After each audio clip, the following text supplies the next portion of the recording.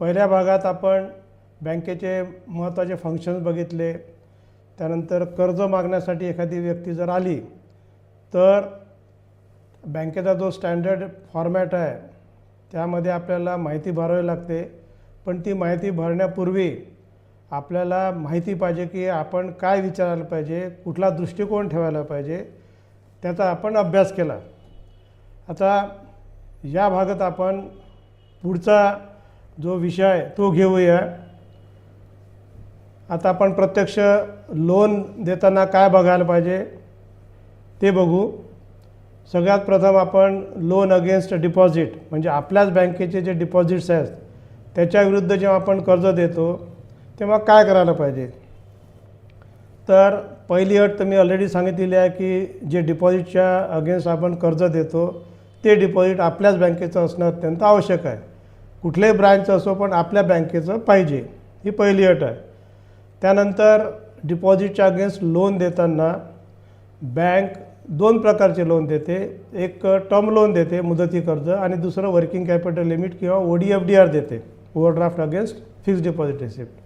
नावं वेगळे असू शकतात पण तत्त्व तेच आहे की एकामध्ये पैसे टाकता येतात, काढता येतात. एका याच्यात फक्त एकदाच पैसे दिले जातात आणि त्याची परतफेड त्याच्या हिशोबाने सोयीने तो करत असतो. त्याला DP नसते, EMI नसते.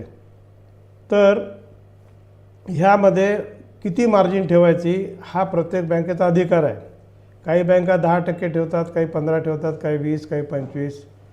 हा जे काही बँक क्रेडिट पॉलिसी ठरवते, आपली लोनची पॉलिसी ठरवते संचालक मंडळ, ते क्रेडिट पॉलिसीमध्ये मेन्शन केलेलं असते, उद्धृत केलेलं असते, लिहिलेलं असते. ते आपण बघून घ्यावं आणि जी काही मार्जिन आपल्या संचालक मंडळाने आपल्याला सांगितलेली आहे ती घेऊन उरलेली जी रक्कम आहे ती आपण द्यायला पाहिजे, त्याची रिक्वायरमेंट जेवढी असेल तेवढी. उदाहरणार्थ 10,000चं डिपॉझिट आहे, आपली बँक म्हणते 25% मार्जिन घ्या, तर आपल्याला जास्तीत जास्त 7,500 देता येतात.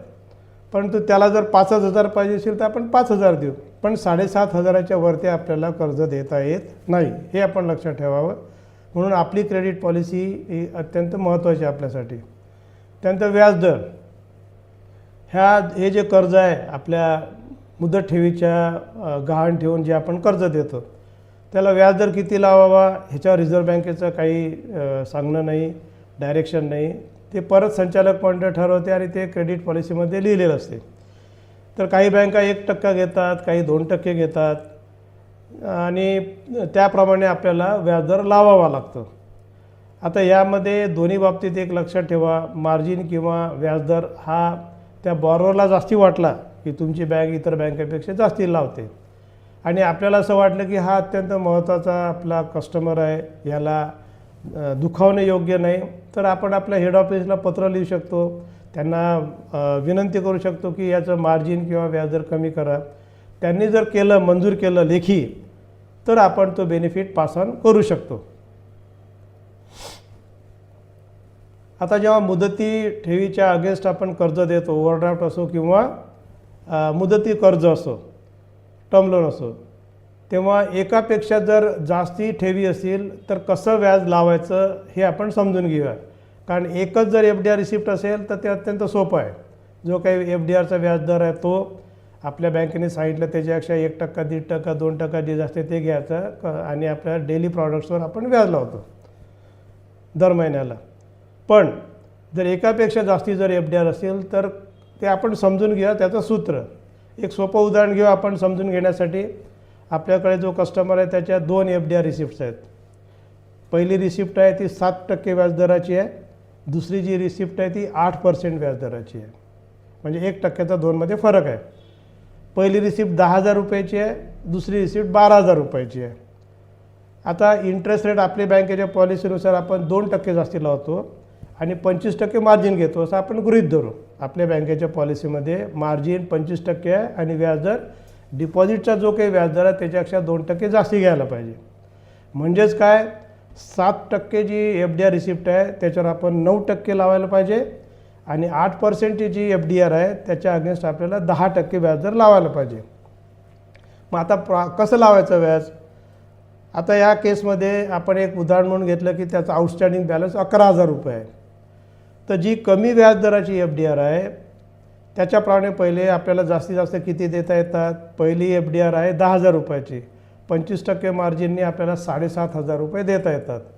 म्हणजे जे आउटस्टँडिंग बॅलन्स 11,000 आहे त्यामधील पहिल्या 7,500वर जी लोअर इंटरेस्ट रेटची आहे, जी कमी व्याजदराची एफ डी आर आहे, तिचं जे काही अप्लिकेबल व्याजदर आहे कर्जाचं ते लावायला पाहिजे. म्हणजेच काय की एफ डी आर 10,000ची आहे, त्या एफ डी आरचा इंटरेस्ट 60%चा आहे. 7+2 हा कर्जाचा व्याजदर आहे, इंटरेस्ट रेट ऑन लोन आहे एफ डी आरच्या अगेन्स्टचा. आणि 10,000च्या अगेन्स्ट 25%नी आपल्याला 7,500 देता येतात. म्हणून आउटस्टँडिंग बॅलन्स 11,000पैकी पहिल्या 7,500ला आपल्याला 9% व्याज लावायला पाहिजे. आणि मग उरलेलं जे काही बॅलन्स आहे 11,000तून 7,500 गेलं तर किती राहतात 3,500. या 3,500वर दुसरी जी एफ डी आर आहे जिचा व्याजदर जास्ती आहे त्याच्यामुळे त्याच्यावर लागणारा आपला कर्जाचा व्याजदर देखील जास्ती आहे 8+2 10%. तर 3,500ला आपण 10%ने व्याज लावायला पाहिजे. हे ते सूत्र आहे, हे आपण लक्षात ठेवायला पाहिजे. कारण सिस्टीम ऑटोमॅटिक कॅल्क्युलेशन करते, पॅरामीटर्स दिलेले आहेत, पण आपल्याला त्याचं तत्त्व माहीत असलं पाहिजे की व्याजदर कसा कॅल्क्युलेट करतात जेव्हा वेगवेगळ्या व्याजदराच्या एफ डी आर असतील तेव्हा. आता जेव्हा आपण एफ डी आरच्या अगेन्स्ट लोन देतो, वर्किंग कॅपिटल असो किंवा टर्म लोन असो, तर काय कागदपत्र घ्यायला पाहिजे. सगळ्यात पहिले तर आपण ती एफ डी आर घेतो. ती एफ डी आर आपण डिस्चार्ज करतो. म्हणजेच काय करतो, त्याच्या मागच्या साईडला एक रेव्हेन्यू स्टॅम्पचा चौकोन असतो, त्याच्या आपण सही घेतो. तो चौकोन असो की नसो, एफ डी आरच्या मागे आपण सिग्नेचर पूर्ण त्याची जी काही आपल्या रेकॉर्डला आहे ती स्पेसिफिक सिग्नेचर घेतो, खाली त्या डिपॉझिटचं नाव टाकतो. याचा अर्थ काय, त्यांनी आपल्याला ती डिस्चार्ज करून दिलेली आहे. काही बँका रेव्हेन्यू स्टॅम्प घेतात, काही घेत नाहीत. ॲक्च्युली रेव्हेन्यू स्टॅम्प तेव्हा घ्यावा लागतो जेव्हा आपण कॅश पेमेंट करतो. जर आपण अकाउंटला ट्रान्सफर करत असू लोन प्रोसीड्स किंवा आपण लिमिट सँक्शन करत असू आणि कॅशमध्ये आपण जर त्याला डायरेक्ट पेमेंट करत नसू तर रेव्हेन्यू स्टॅम्पची आवश्यकता नाही. पण तरीसुद्धा जर घेतलं तर काही चुकीचं होत नाही, काही नियम तुटत नाही त्याने, त्यामुळे तशी काही काळजी करायचं कारण नाही. तर डिस्चार्ज टर्म डिपॉझिट आपण घेतो. त्याचप्रमाणे ती जो एफ डी आरचा नंबर आहे तो सिस्टीममध्ये जातो, आपण त्याच्यावर आपलं लीन मार्क करतो. एफ डी आरवर काय आपण मार्क करतो, लीन, म्हणजे आपण चार्ज क्रिएट करतो त्या एफ डी आरच्या अगेन्स्ट. सोप्या शब्दात सांगायचं म्हणजे व्यावहारिक भाषेत सांगायचं तर, पण टेक्निकल भाषेत आपण एफ डी आरवर नेहमी लीन मार्क करतो. त्याचा फायदा असा आहे की जर आपण लीन मार्क नाही केलं तर तो दुसऱ्या कुठल्या तरी ब्रँचमध्ये जाऊन त्या एफ डी आरच्या अगेन्स्ट लोन घेऊ शकतो. त्याचं कारण त्या ब्रँचला माहीतच नाही याच्या अगेन्स्ट लोन घेतलेलं आहे की नाही. त्यामुळे तो जर एफ डी आर हरवली म्हणून त्याने अर्ज दिला, डुप्लिकेट घेतलं, त्याच्या अगेन्स्ट दिला तर बँकेचं नुकसान होऊ शकते. म्हणून बऱ्याच बँका दुसऱ्या ब्रँचमधून जेव्हा कर्ज, म्हणजे होम ब्रँचच्या ऐवजी दुसऱ्या ब्रँचमधून जेव्हा कर्ज देतात तेव्हा जी इश्युइंग ब्रँच आहे एफ डी आर तिला फोन करून कन्फर्म करतात सगळ्या गोष्टी आणि मगच देतात. ही काळजी घ्यायला पाहिजे. त्यामुळे आपल्या बँकेत होणारा फ्रॉड आपण टाळू शकतो. दुसरा एक सोपा प्रकार आहे तो म्हणजे लोन, म्हणजे मुदती कर्ज किंवा ओ डी खेळते भांडवल लाईफ पॉलिसीच्या अगेन्स्ट. लाईफ पॉलिसी मग ती LICची असो की प्रायव्हेट कंपनीची असो, कुठलीही आपल्याला चालते. ती पॉलिसी काय करतो आपण, असाईन करतो. म्हणजे आपल्या व्यावहारिक भाषेत आपण चार्ज क्रिएट केला असं म्हणू आपण वाटल्यास, पण पॉलिसीच्या बाबतीत खरा शब्द आहे असाइनमेंट. तर ती पॉलिसी असाईन करतो म्हणजे काय करतो, तो आपल्याला कर्ज मागायला येणारे व्यक्ती तिची जी ओरिजिनल लाईफ पॉलिसी आहे ती आपल्याला देतो. ती पॉलिसी आपण हार्ड कॉपी आपण त्या इन्शुरन्स कंपनीच्या ऑफिसला पाठवतो. त्यावर एक ते भला मोठा शिक्का मारतात, त्याच्यात सगळं लिहिलेलं असते आणि खाली ते जे काही ब्रांच ऑफिसचा मॅनेजर किंवा जे काही अधिकारी असतील सक्षम त्याची सही आणि शिक्का असतो. तर ती आपल्याकडे रेकॉर्डला आपण परत घ्यायला पाहिजे. याचा अर्थ काय, त्या इन्शुरन्स कंपनीने त्यांच्या रेकॉर्डला लिहून घेतलेलं आहे की आपल्या बँकेचं नाव ते लिहून घेतात की या बँकेने या पॉलिसीच्या अगेन्स्ट कर्ज दिलेलं आहे. त्यामुळे असाइनमेंट ऑफ पॉलिसी फार महत्त्वाचं आहे. हार्ड कॉपी जी असते ती आपल्याकडे असाईन केलेली सही शिक्का असलेली आपल्याकडे असणं आवश्यक आहे. आणि मग कर्ज किती देता येते, तर सरेंडर व्हॅल्यू. आता सरेंडर व्हॅल्यू आजकाल खूप सोपी झाली आहे. आपण फोन करून विचारू शकतो, तो एजंट असतो तो सांगतो, किंवा आपण त्या ऑफिसला जर विचारलं, पूर्ण डिटेल्स दिले पॉलिसीचे, ते आपल्याला सरेंडर व्हॅल्यू आपल्याला देतील. आता त्याच्या अगेन्स्ट किती कर्ज द्यायचं, तर ही प्रत्येक बँकेची अगेन पॉलिसी आहे की 10% द्यायचं, 20% द्यायचं, 25% द्यायचं सरेंडर व्हॅल्यूच्या. हे ती बँक ठरवते, आपल्या क्रेडिट पॉलिसीमध्ये लिहिलेलं असते त्याप्रमाणे आपण ते द्यायला पाहिजे. किंवा बऱ्याचशा बँका स्पेशल स्कीम डिझाईन करतात लाईफ पॉलिसीच्या अगेन्स्ट कर्ज देण्यासाठी. ती मार्जिन घ्यायची, आपल्या स्कीममध्ये जो काही व्याजदर दिला असेल किंवा क्रेडिट पॉलिसीमध्ये जो व्याजदर असेल तो आपण लावायला पाहिजे. टर्म लोन असो की वर्किंग कॅपिटल लिमिट्स असो, खेळते भांडवल असो. आणि यामध्ये जे प्रूफ आहे तो कुठला ॲडिशनल घ्यायला पाहिजे, त्यांनी प्रीमियम भरला म्हणजे प्रत्येक पॉलिसीचा एक प्रीमियम भरतो आपण. म्हणजे मग तो मंथली असतो, कधी क्वार्टरली असतो, कधी हाफ इयरली जो काही असेल तो, त्याचा शेवटचा हप्ता त्यांनी भरला की नाही, त्या हप्ता भरल्याची पावती देखील आपण आपल्या रेकॉर्डला ठेवायला पाहिजे. याचा अर्थ काय, ती पॉलिसी जिवंत आहे हे आपण इन्श्युअर करतो, कन्फर्म करतो, खात्री करून घेतो आपण त्याची. त्यानंतर त्यांनी पुढील जे त्याचे प्रीमियम ड्यू आहे ते त्यांनी भरावे म्हणून एक तर आपल्या बँकेत खातं असेल तर आपण स्टँडिंग इन्स्ट्रक्शन घेतो किंवा नॅशचे इन्स्ट्रक्शन आपण घेऊन घेतो. नॅशनल क्लिअरिंग हाऊस एक ती सिस्टीम आहे बँकेमध्ये, त्या बँकेचं आपल्या बँकेत असेल तर आपण ती स्टँडिंग इन्स्ट्रक्शन घेतो. दुसऱ्या बँकेत असेल तर ती बँक आपल्याला नोट करून देते की ती जी काही फ्रिक्वेन्सी असेल मासिक, त्रैमासिक, हाफ इयरली किंवा वार्षिक, ते त्याप्रमाणे तो जो प्रीमियम फिक्स असतो LICचा पॉलिसीचा, लाईफ पॉलिसीचा, ते पेमेंट करतील. म्हणजेच काय, आपण इन्श्युअर करून राहिलो की पुढील हप्ते देखील तो त्याचे ड्यू असलेले तो रेग्युलर भरेल, हे आपण काळजी घेतो आहे. आता मगाशी सांगितलं याचं आपल्याला दोन्ही लिमिट देता येतात. आता माझ्या वैयक्तिक मते जे आहे लोन अगेन्स्ट लाईफ पॉलिसी हे सगळ्यात चांगलं आहे. त्याचं कारण असं की प्रत्येक कंपनी काहीतरी त्याला बोनस ॲड करत असते, त्या सरेंडर व्हॅल्यू त्याच्यामुळे वाढते. किंवा त्यांनी प्रीमियम जर भरला तर त्याची सरेंडर व्हॅल्यू वाढते. सरेंडर व्हॅल्यू वाढली याचा अर्थ काय, लोन तर आपण ऑलरेडी दिलेली आहे किंवा लिमिट ऑलरेडी दिलेली आहे, पण सरेंडर व्हॅल्यू वाढल्यामुळे आपली मार्जिन आपोआप वाढते. म्हणजे आपण जास्तीत जास्त सिक्युअर होत जातो. जसा जसा वेळ जातो तसंच आपण सिक्युअर होत जातो.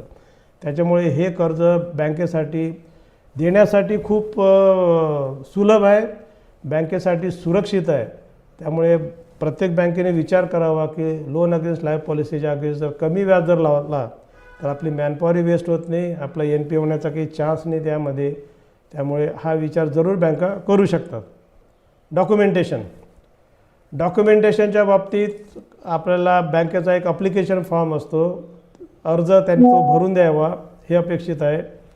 त्यानंतर त्याने DPN साईन करावी, बँकेचं एक जे विशिष्ट ॲग्रीमेंट असते ते देखील त्याने साईन करणे अत्यंत अपेक्षित आहे. आणि डॉक्युमेंटेशनमध्ये सगळ्यात महत्त्वाचा जो भाग आहे तो म्हणजे पॉलिसी असाईन करून घेणे आपल्या बँकेच्या नावाने. त्यामुळे काय होते की ज्यावेळेस आपण पैसे मागू, समजा त्यांनी थकीत केल्यानं आपल्याला पैसे मागायचे आहेत, रिकवर करायचा अमाऊंट, तर ताबडतोब आपल्या बँकेला पैसे देतात. किंवा ते पॉलिसी ज्यावेळेस मॅच्युअर होते त्यावेळेस देखील आपल्याला पूर्ण मॅच्युरिटी व्हॅल्यूसह आपल्याला पैसे मिळतात. म्हणजे आपलं लोन सुरक्षित राहते.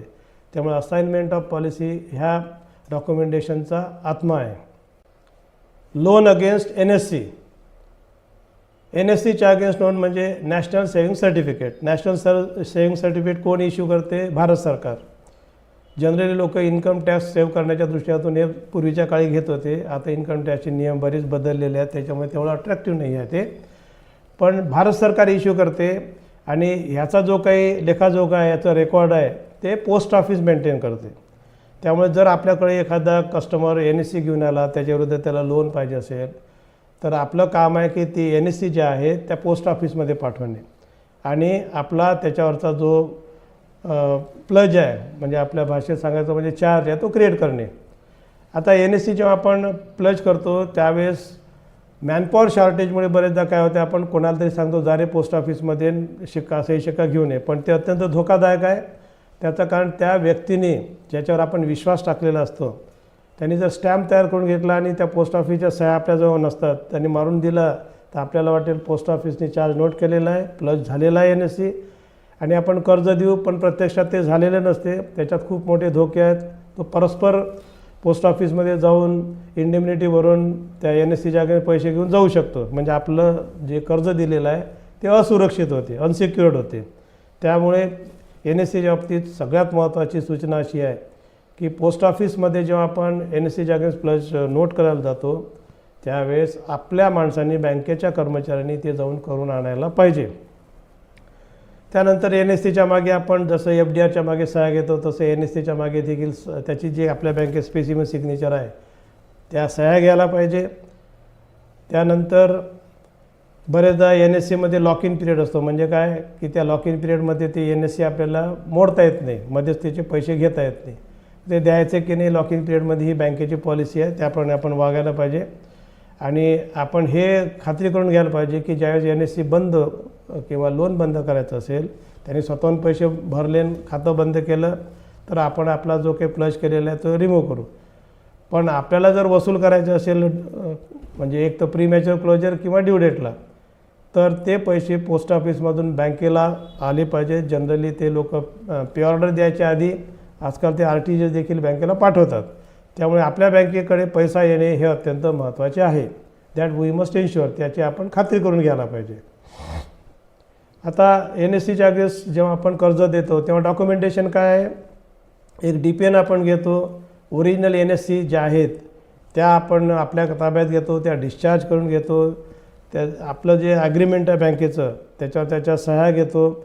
एक लक्षात घ्या, जेव्हा कुठल्याही प्रकारचं ॲग्रीमेंट म्हणजे फक्त या NSCच्या बाबतीत मी म्हणत नाही, कुठल्याही प्रकारच्या ॲग्रीमेंटवर जेव्हा आपण सह्या करतो, मग ते टर्म लोन ॲग्रीमेंट असो, हायपोथिकेशन असो, जे काय असेल ते, त्या प्रत्येक रिकाम्या जागेच्या ज्या हाताने आपण भरतो तिथे त्याच्या सह्या पाहिजेत.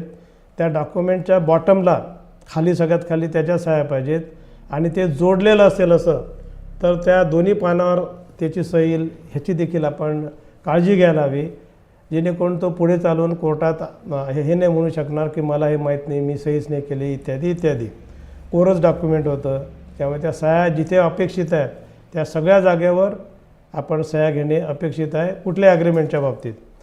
त्यानंतर आपलं जे पोस्ट ऑफिस आहे कन्सर्न तिथे आपला चार्ज नोट व्हायला पाहिजे, तिथे प्लस करून घ्यायला पाहिजे ते NSC. बुलेट रिपेमेंट स्कीम आणि नॉर्मल गोल्ड लोन स्कीम अशा दोन प्रकारच्या आहेत. बुलेट रिपेमेंट याचा अर्थ मुद्दल आणि व्याज सोबत ड्यू डेटला द्यायचं. पूर्वीला जी बुलेट रिपेमेंट स्कीमची मुदत होती, लिमिट होती, ती आता बरखास्त झालेली आहे. आता बँकेच्या क्रेडिट पॉलिसीप्रमाणे बँक ती ठरवू शकते. फक्त एक महत्त्वाची अट अशी आहे की रिपेमेंट कॅपॅसिटी 2.5 लाखाच्या वर जर मुद्दल आणि व्याज जात असेल तर आपल्याला डिटर्मिन का ते बघावं लागते. कारण ड्यू डेटला त्याला व्याजासह मुद्दल परत करता आलं पाहिजे. त्याचप्रमाणे मार्जिनच्या संदर्भात अशा सूचना आहेत की 2.5 लाखापर्यंत जे लोन टू व्हॅल्यू आहे ती 85%, 5 लाखापर्यंत 80% आणि 5 लाखाच्यावर 75% लोन टू व्हॅल्यू घ्यावी लागते. हे लक्षात ठेवायला पाहिजे. आता बुलेटचा अर्थ काय? बुलेट बंदुकीतून निघल्यानंतर धाडकन त्या टार्गेटला जाऊन आदळते, मध्ये त्याला काही अडथळा नाही, रेजिस्टन्स नाही, बरोबर आहे. तर तसंच बुलेट पेमेंटमध्ये जेव्हा आपण कर्ज देतो तेव्हा त्याला मध्ये कुठला EMI नाही, हप्ता नाही, काही नाही, काही नाही. त्याची मुदत संपल्यावर प्रिन्सिपल आणि त्याच्यावर व्याज म्हणजे मुद्दल आणि व्याज दोन्ही एकदम भरायचं आहे, म्हणून त्याला बुलेट पेमेंट म्हणतात. आता त्याची मुदत किती असते? त्याची मुदत 12 महिने असते. ज्या दिवशी आपण सँक्शन करतो त्या दिवसापासून 12 महिने त्याची मुदत असते. आणि मुदत झाल्यानंतर त्याला सगळे NPAचे नॉर्म्स, SMA 012 नॉर्म्स सगळे लागू आहेत. त्यामुळे याला बुलेट पेमेंट म्हणतात, बरोबर. त्यानंतर इन्स्टॉलमेंट किंवा इंटरेस्ट मधल्या 12 महिन्यात सर्व करणे अपेक्षित नाही आहे, ऑलरेडी सांगितलेलं आहे. आता या सोन्याची किंमत कशी ठरवतात हे आपण समजून घेऊया. ही एक वेगळीच पद्धत आहे. आपल्या भारतामध्ये, आपल्या देशामध्ये Indian bullion and jewellers association ही एक संघटना आहे. Indian bullion and jewellers association. Bullion म्हणजे सोन्याचे बिस्किटं, रॉड वगैरे त्याला बुलियन म्हणतात. आणि ज्वेलर म्हणजे दागिने. तर Indian bullion and jewellers association म्हणजे हे लोक यांची जे सोनार आहेत त्यांची एक असोसिएशन आहे. आणि ती सोन्याचे भाव दररोज डिक्लेअर करते. मग आपल्या बँकेने त्यांच्या वेबसाईटवर जायला पाहिजे आणि कालपर्यंत काय भाव होते म्हणजे कालपासून आधी 30 दिवसापर्यंत म्हणजे मागच्या 30 दिवसात सोन्याचे जे भाव असतील ते एक्सेल शीटमध्ये लिहायचे आणि त्याचा ॲव्हरेज काढायचा 30 दिवसाचा, आणि तो जो ॲव्हरेज येईल तो आजचा सोन्याचा भाव असेल. त्यामुळे हे जे सोन्याचे भाव आहेत बँकेने दररोज ब्रँचेसला कळवणे अपेक्षित आहे, कारण भाव बदलत राहतात. पास्ट 30 डेजचा जो ॲव्हरेज आहे, मागच्या 30 दिवसाचा जो काही ॲव्हरेज आहे तो बदलत राहील. त्यामुळे आज जर कळवलं बँकेने सकाळी तर उद्याचं देखील उद्या कळवायला पाहिजे. त्याच्यातले 30 दिवसापैकी 29 दिवस कॉमन राहतील, आजचा दिवस त्याच्यात ॲड होईल आणि सगळ्यात आधीचा जो दिवस आहे तो वजा होईल. ही कंटिन्युअस प्रोसेस आहे. त्यामुळे बँकेने दररोज मागच्या 30 दिवसातले जे काही भाव असतील त्याचा ॲव्हरेज काढायचा आणि ब्रांचेसला कळवायचा, आणि हेड ऑफिसने जो काही भाव कळवला असेल त्याच्या बँकेची जी पॉलिसी असेल मार्जिन, ती मार्जिन घेऊन उरलेली रक्कम कर्ज म्हणून द्यायला पाहिजे, हे लक्षात घ्या. सो हे फार महत्त्वाचं आहे. Head office to inform valuation daily on the basis of average of previous 30 days rate quoted by Indian bullion and jewellers association. Gold लोनच्या बाबतीत हे सगळ्यात महत्त्वाचं आहे.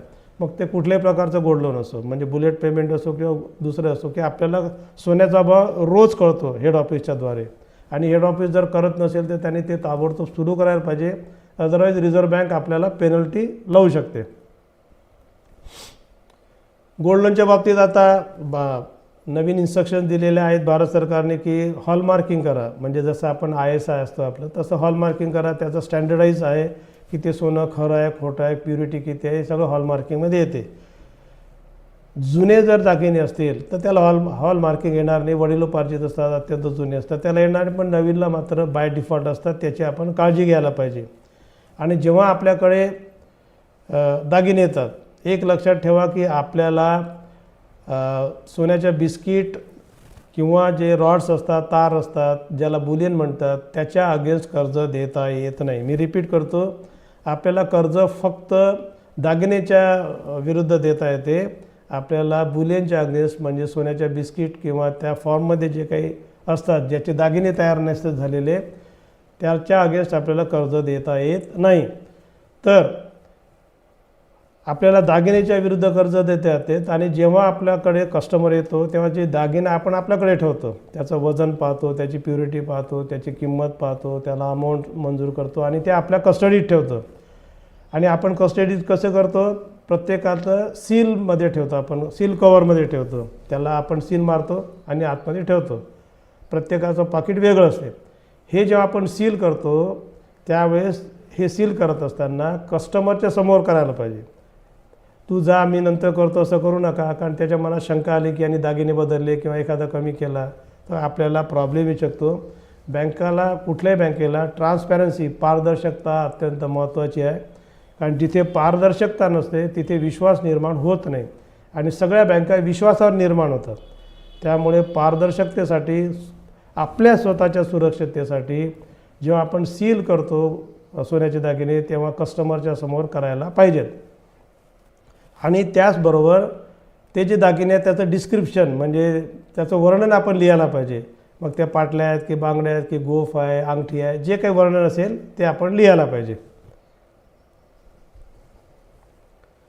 काही काही ठिकाणी सोन्याच्या बाबतीत फ्रॉड झालेले आहेत.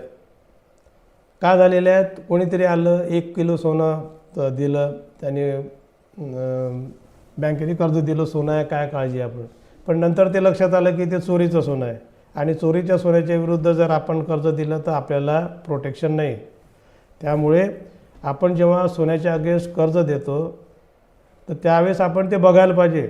जास्ती अमाऊंट असल्यास निश्चितपणे, छोट्या अमाऊंटला 5-50 हजार 1 लाखाला काही फारशी तेवढं टेन्शनचं काम नाही. पण जास्ती अमाऊंटला तो जर झोपडपट्टीत राहत असेल, त्याची जेवायची सोने, त्याचे कपडे लत्ते पाहिल्यानंतर त्याचं घरपर्यंत आपल्याला लक्षात येते.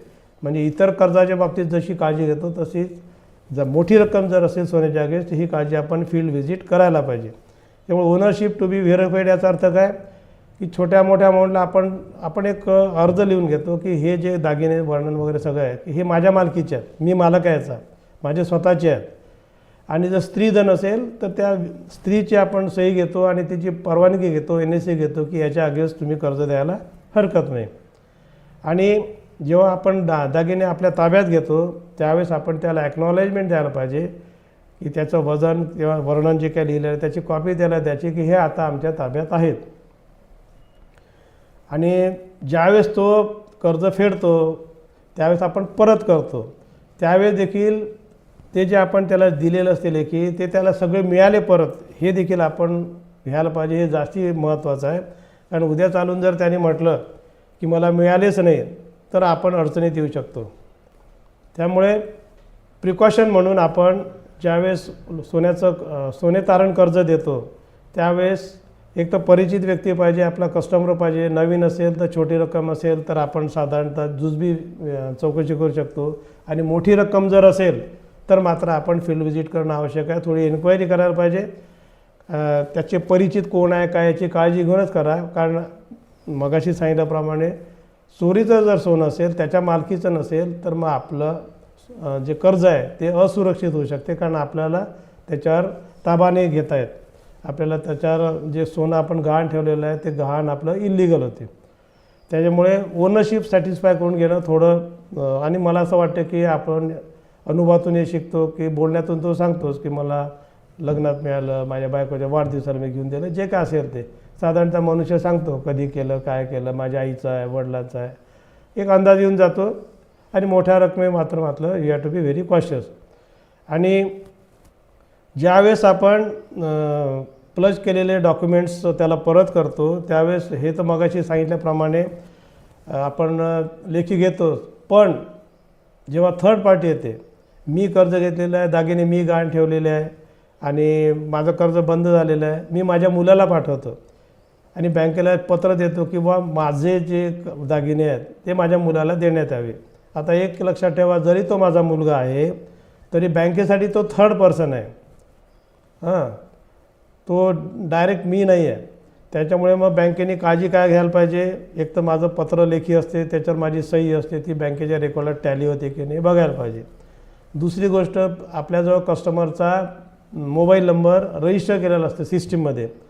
आपल्या सिस्टीममध्ये जो नंबर रजिस्टर केलेला आहे त्या नंबरवर आपण फोन करून कन्फर्म करायला पाहिजे की सर तुम्ही तुमच्या मुलाला पाठवलेल्या दागिने घ्यायसाठी तुमचं पत्र आहे त्याला देऊ का.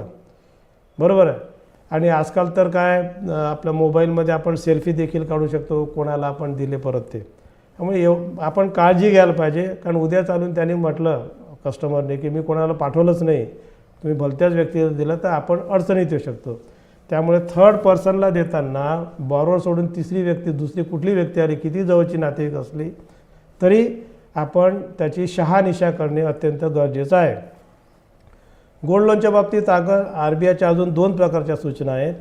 एक म्हणजे सरप्राईज व्हेरिफिकेशन करायचं, म्हणजे गोल्ड पॅकेज जिथे जिथे सोने तारण कर्ज आहे तिथे एक वेगळ्या टीमने जायचं, अचानक जायचं आणि गोल्ड पॅकेज टॅली होतात की नाही, 100 जर कर्ज दिले असतील तर 100 पॅकेज तिथे आहे की नाही हे टॅली करायला पाहिजे. आणि दुसरं त्याच्यातला 100 पैकी 4-5 घ्यायचे आणि त्या कस्टमर्सला बोलवायचं ज्यांचे ते पाकिट आहे सोन्याचे आणि त्यांच्यासमोर ते ओपन करायचं, ते डिस्क्रिप्शन दिलेलं आहे त्याच्याशी ते टॅली होते ते पाहायचं आणि परत ते सील बंद करून ठेवायचं आणि त्या कस्टमरला सांगायचं की हे आमच्या बँकेच्या सुरक्षेसाठी आम्ही सरप्राईज आणि रॅन्डम व्हेरिफिकेशन करतो आणि हे न केल्यास कदाचित RBI आपल्याला दंड लावू शकेल. अजून एक सोने तारण कर्जाच्या बाबतीत जे कॉमन चुका आपण करतो त्या आहे की बुलेट पेमेंटच्या बाबतीत त्याचं 12 महिने झाल्यानंतर आपण त्याला रिन्यू करून देतो. काही बँका अमाऊंट वाढवून रिन्यू करतात. गोल्ड लोनच्यामध्ये सगळ्यात महत्त्वाचा जो दुवा आहे बॉरोवर आणि आपल्यामध्ये तो आहे गोल्ड व्हॅल्यूअर. कारण आपल्याला सोनं आहे की पितळ हे समजत नाही. Let us be very frank. आजकाल तर इतके नकली दागिने येतात की नकली दागिनेच खरे वाटतात आणि खरे खोटे वाटतात, ही आपली परिस्थिती आहे. त्यामुळे गोल्ड व्हॅल्यूअरची नियुक्ती अत्यंत महत्त्वाची आहे. कारण त्याच्या भरोश्यावर आपण कर्ज देतो. आम्ही कसा असायला पाहिजे, त्याचे गावामध्ये प्रतिष्ठा असायला पाहिजे, त्याला अनुभव असायला पाहिजे. आता मार्केटमध्ये मशीन्स देखील अवेलेबल आहेत. मी स्वतः गोल्ड व्हॅल्युएशनच्या संदर्भात मशीन्स घेतली होती. माझा अनुभव 100% चांगला आहे. मी 1 लाखापर्यंतचे जे काही गोल्ड लोन द्यायचो ते मशीननी दिलेल्या रिपोर्टनुसार द्यायचो. 1 लाखाच्या वर जास्ती असेल तर आम्ही डबल व्हेरिफिकेशन करायचं, मशीनी करायची आणि आपण ज्याला गोल्ड व्हॅल्यूअर म्हणून नियुक्त केलं त्याच्याकडनं आम्ही सर्टिफिकेट घ्यायचं. या क्रॉस व्हॅल्युएशनमुळे बँक सुरक्षित राहिली, एकही अकाउंटमध्ये आम्हाला धोका झाला नाही. गोल्ड व्हॅल्युअरच्या बाबतीत आपण जसं बघितलं की त्याला अनुभव पाहिजे, त्याचा गावात प्रतिष्ठा पाहिजे, पण तरी देखील आपण काही ना काही सिक्युरिटी डिपॉझिट त्याच्याकडे घ्यायला पाहिजे. त्यांनी फ्रॉड नाही केला, बदमाशी नाही केली तरी चूक होऊ शकते. मग ती चूक जर त्यांनी पैसे नाही भरले तर आपल्याला अडचण येऊ शकते. म्हणून आपण काय करतो, काही प्रमाणात बँकेच्या पॉलिसीवर सिक्युरिटी डिपॉझिट घेतो आणि सिक्युरिटी डिपॉझिट घेतल्यामुळे त्याचीसुद्धा मानसिकता असते की आपण काम जे आहे ते चोख करायला पाहिजे, चांगलं करायला पाहिजे, चूक करायला नको. त्यामुळे गोल्ड व्हॅल्यूअरचा मार्केट रिपोर्ट हा अत्यंत महत्त्वाचा आहे. कारण काही सोनार चोरी केलेले दागिने विकत घेतात. आपल्याला माहीत असते गावामध्ये कोणते सोनार कसा धंदा करतात, त्यांची इंटिग्रिटी कशी आहे. आणि जे सोनार चोरी घेतलेले दागिने विकत घेतात चोराकडून, ते कधीही अडचणीत येऊ शकतात आणि तो अडचणीत आल्यामुळे आपण अडचणीत येऊ शकतो. कारण आपल्याकडे चोरीचे दागिने ठेवून कोणी कर्ज काढून घेतलं तर बँक अडचणीत येते. त्यामुळे सोनाराची इंटिग्रिटी, सोनाराचा मार्केट रिपोर्ट हा आपण स्वतः मार्केटमध्ये फिरून 2-3 ठिकाणी क्रॉस व्हेरीफाय करून घ्यायला पाहिजे. चोखंदळपणे आपण निवड करायला पाहिजे गोल्ड व्हॅल्यूअरची. आणि मगाशी सांगितल्याप्रमाणे जे काही गोल्ड लोन्सचे आपले पॅकेट्स आहेत त्याचं क्रॉस आणि सरप्राईज व्हेरिफिकेशन आपण करायला पाहिजे. बुलेट पेमेंटच्या नंतर सोन्याच्या बाबतीत आपण जनरल ज्याला म्हणता येईल स्कीम त्या देखील आहेत. त्याच्यात आपण वर्किंग कॅपिटल लिमिट देऊ शकतो आणि टर्म लोन देखील देऊ शकतो. आता वर्किंग कॅपिटल लिमिट देताना प्रायमरी सिक्युरिटी आपण त्याचा जो काही व्यवसाय आहे, दुकान असेल तर किराणा मालाचा असेल तर तो स्टॉक द्यायचा आणि सिक्युरिटी आपण गोल्ड घेऊ शकतो. ही जी गोल्ड घेतो ही कशाला सबस्टिट्यूट आहे, जी काही आपण इमूवेबल प्रॉपर्टी घेतो, लँड, बिल्डिंग, प्लॉट, फ्लॅट, घर, त्याच्याऐवजी आपण गोल्ड घेऊन राहिलो. हाच फरक आहे सिक्युरिटीमध्ये, कोलॅटरल सिक्युरिटीमध्ये. पण प्रायमरी सिक्युरिटी कार्यालयामध्ये त्याचा स्टॉक आहे, हे लक्षात घ्या. आणि त्यामुळे त्याचा काय फायदा होतो, त्याचा जो काही खर्च येतो, प्रॉपर्टी म्हटले की त्याचं व्हॅल्युएशन घ्या, त्याचा सर्च रिपोर्ट घ्या, त्याचा चार्ज नोट करा, ह्या सगळ्या खर्चिक बाबी आहेत. त्याचा खर्च वाचतो, म्हणजे कॉस्ट ऑफ बॉरिंग त्याची कमी होते. आणि बाकीच्या बाबतीत जरी बुलेट पेमेंटच्या व्यतिरिक्त जे गोल्ड लोन देतो तिथे देखील हे कॉमन आहे. हॉलमार्किंग, जे नवीन दागिने आहेत त्याच्यात हॉलमार्किंग पाहिजे, त्याची शुद्धता, त्यामुळे आपल्याला समजते. व्हॅल्युएशनची पद्धत तीच आहे. रोज आपली हेड ऑफिस भाव देईल सोन्याचे, त्याच्याप्रमाणे आपण द्यायला पाहिजे. आणि वर्किंग कॅपिटल लिमिटमध्ये सोन्याचे भाव कमी आले तर आपल्याला, जर मार्जिन कमी झाली तर ती भरून काढायला पाहिजे किंवा आपण DP कमी करायला पाहिजे. कस्टडी जी आहे ती आपल्याकडे ठेवायला पाहिजे पॅकेटची. आणि व्हॅल्युएशनच्या बाबतीत आता जे मी सांगितलं की सोन्याचे भाव कमी झाले तर आपण भरून घ्यायला पाहिजे. त्याचं कारण असं की जरी स्टॉकच्या अगेन्स्ट आहे तरी आपली सिक्युरिटीची व्हॅल्यू कमी झालेली आहे आणि आपण सँक्शन तिकीटमध्ये सिक्युरिटीची व्हॅल्यू दिलेली आहे. तर आपल्याला हक्क आहे की एक तर तू डिफरन्स अमाऊंटची FDR दे किंवा तू DP कमी कर. म्हणजे आपल्याला हा ऑप्शन आहे आणि हा एक खेळीमेळीच्या वातावरणात व्हायला पाहिजे. नियम दाखवून करायचा नाही, कारण प्रायमरी सिक्युरिटीच्या अगेन्स्टच आपण कर्ज देतो, DPच्या प्रमाणे देतो. सिक्युरिटीचं व्हॅल्युएशन कमी जास्त होऊ शकते, तर ते कसं ॲडजस्ट करायचं हे आपलं स्किल आहे, प्रॅक्टिकल स्किल आहे. आणि बाकीच्या सगळ्या सूचना सारख्याच आहे. शेअर लिंकेज देखील दोन्हीमध्ये 2.5% आहे, कारण हे सिक्युअर्ड ॲडव्हान्स आहे.